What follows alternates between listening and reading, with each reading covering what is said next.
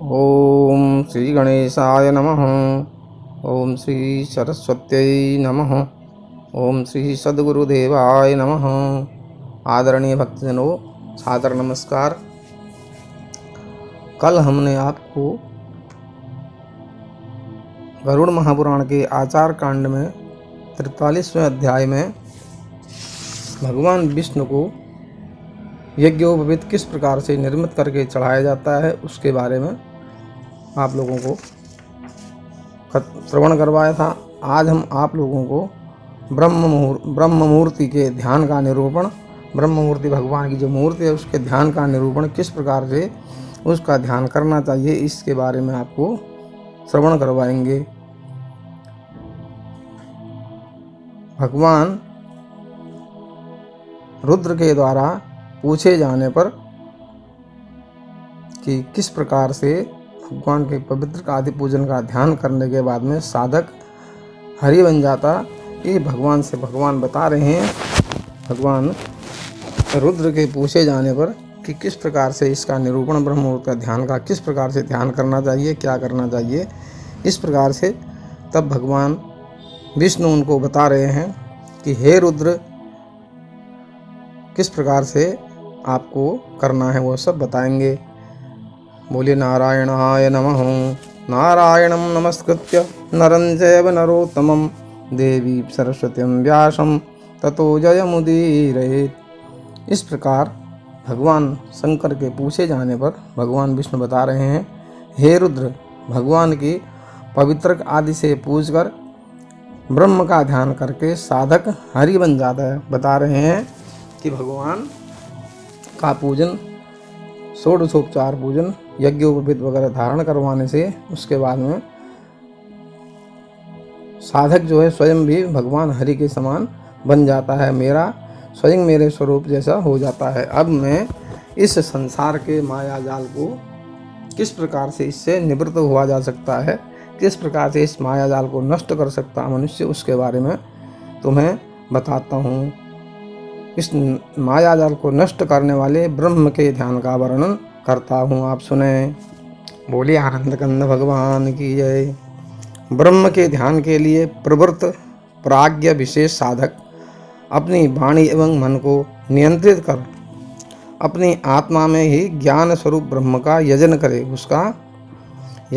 उसका मंथन करे, और फिर जिस प्राज्ञ को वो उत्कट इच्छा हो कि मैं अपनी आत्मा में ब्रह्म का दर्शन, जीव ब्रह्म का भेद दर्शन करूं, उसे मध्य ब्रह्म, प्रत्यक्ष चैतन्य भिन्न पर ब्रह्म की ज्ञान की भावना, ब्रह्म एवं निर्विषय नित्य ज्ञान में अभेद भाव करनी चाहिए।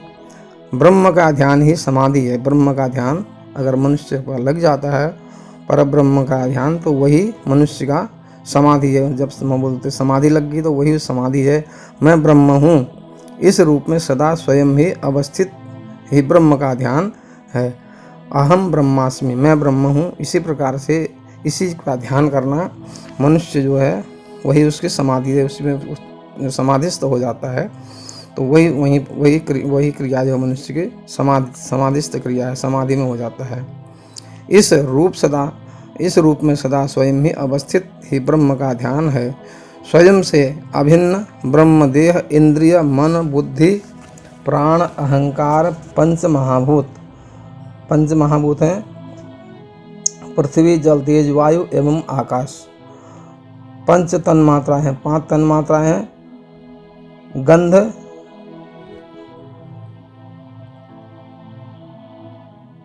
गंध तन्मात्र हो गया, रस तन्मात्र हो गया, गंध, रस, रूप और स्पर्श और शब्द, ये हो गए 5 तन्मात्र हैं। गंध तन्मात्र, रस तन्मात्र, रूप तन्मात्र, स्पर्श तन्मात्र एवं शब्द तन्मात्र। विविध गुण इनके, जन्म और भोजन, शयन आदि भोग से सर्वथा रहित, स्वप्रकाश, निराकार, सदा निरतिशय, नित्य आनंद स्वरूप, अनादि, नित्य शुद्ध, बुद्ध, सर्वतः परिपूर्ण, सत्य स्वरूप, परम सुख स्वरूप, परम पद एवं तुरीय कूटस्थ निरंजन पर ब्रह्म जिसको कहते हैं, के रूप में वेदों में वर्णित है। किस प्रकार से?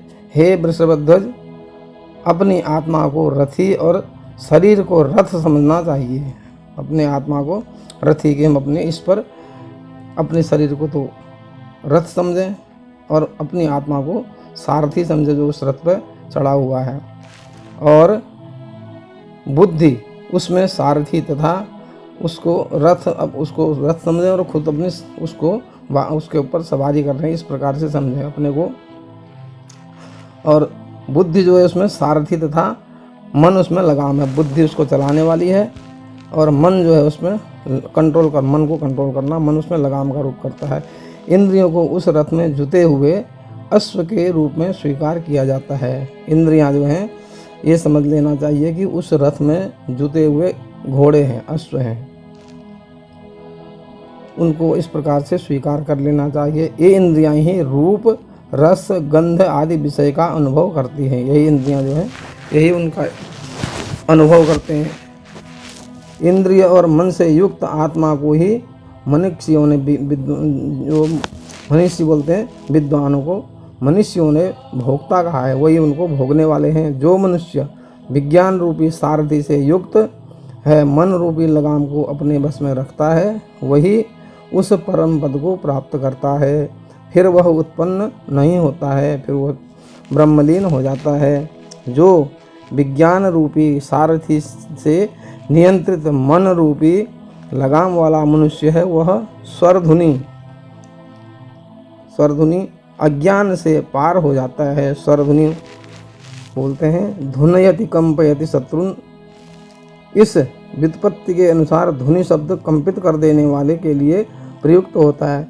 जैसे हमारे हृदय को कंपायमान, कभी जोर से आवाज़ कोई लगातार ध्वनि करता है तो उससे एकदम कंपन सी हो जाती है। इसलिए वहाँ प्रसंगानुसार स्व शब्द का मोक्ष अर्थ मानकर मोक्ष को कंपित प्रतिबंधित करने वाले अज्ञान को स्वरध्वनि कहते हैं। इस तरह अज्ञान को पार कर लेना ही स्वरध्वनि को पार करना समझना चाहिए, वही स्वरध्वनि है। इस अज्ञान से स्वरध्वनि से पार हो जाना ही, जो मनुष्य पार हो जाता है वही विष्णु का परम पद है, यही भगवान विष्णु का परम पद है। इस योग की परम साधना में अहिंसा आदि धर्मों को तथा यम शौचादि कर्मों को नियम कहा गया है। जो हम इन चीज़ों के लिए करते हैं वही हमारे नियम, जिन पर हम कंट्रोल करते हैं। पद्मादि आसन नियम कहा गया है। पद्मासन आदि प्राणायाम, अपानादि वायु, प्राण, अपान, व्यान, उदान और समाने 5 वायु हैं, 5 प्राण हैं। विजय, इन पर विजय प्राप्त करना ही प्राणायाम कहलाता है। जो इन सब चीज़ पर विजय प्राप्त कर लेता है, पद्मासन में बैठकर प्राणायाम करें और ध्यान करें। यही इन इंद्रियों पर जो प्राण, अपान, उदान, समान और व्यान, इन 5 प्राणों से जो इन पर जो विजय प्राप्त कर लेता है, इनसे द्वारा इंद्रियों पर वही प्राणायाम है। इनसे इन इंद्रियों पर विजय प्रत्याहार और ईश्वर का चिन्हित करना ध्यानावस्था है। मन को नियंत्रित करना ही धारणा है।